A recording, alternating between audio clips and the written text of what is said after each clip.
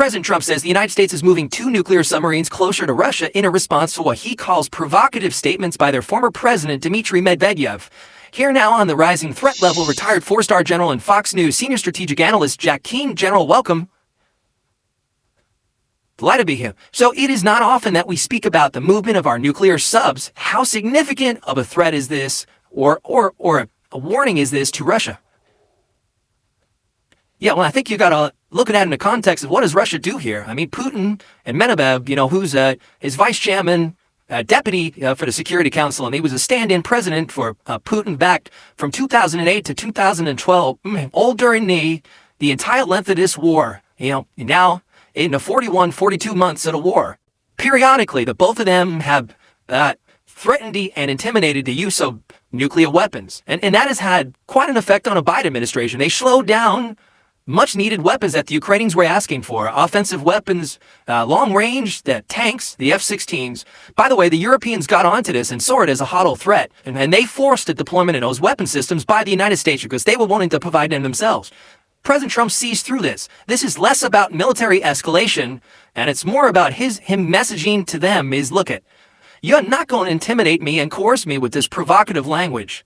And that, I believe, is the message here. And certainly his actions also speak louder than words. One is moving submarines. 2, he made a decision to decisively assist Ukraine in providing arms to them. And in a few days, he's threatened the use of some pretty high tariffs and also some sanctions on them. So that's the messaging by the president here. I am not President Joe Biden. You're not going to intimidate me. It's not going to undermine what I believe is the right thing to do here. That is the message. Do you expect that show of force will lower tensions between the U.S. and Russia? No. I think where we are right now is Putin is steadfast about wanting to still take control of Ukraine. He's going to stay at that as long as he possibly can, and until he sees the battlefield effects of the increased weapons that are moving in that direction, and also the economic sanctions of repression that will occur, that he'll stay on this path. But there is an opportunity, based on the pressure that President Trump is providing, to get him to come back to the negotiating table. We'll see if that takes place now. Obviously, we don't know. This is a lot has to do with where Putin is, but he has real pressure on him, both military and economically coming, and that is going to have some impact on his decision-making. Meanwhile, President Trump's special envoy Steve Witkoff and Ambassador Mike Huckabee toured Gaza aid sites this week amid growing concerns about a humanitarian crisis there. How should the United States respond as we continue to support Israel and try to encourage a ceasefire?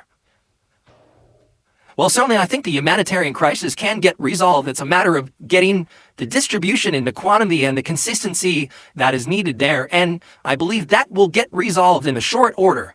The real issue is the temporary ceasefire, 60 days hostage prisoner exchange. Doesn't seem that the whole Hamas is resisting that for obvious reasons. They want to hold on to power. They want to use those hostages as leverage, and they know we're getting down to the end here. So it's much more difficult to negotiate with them. I think what is happening in the Prime Minister Netanyahu administration is to take a look at not just a temporary ceasefire, but let's look at the end of war strategy and see if we can work a deal with Hamas to do that.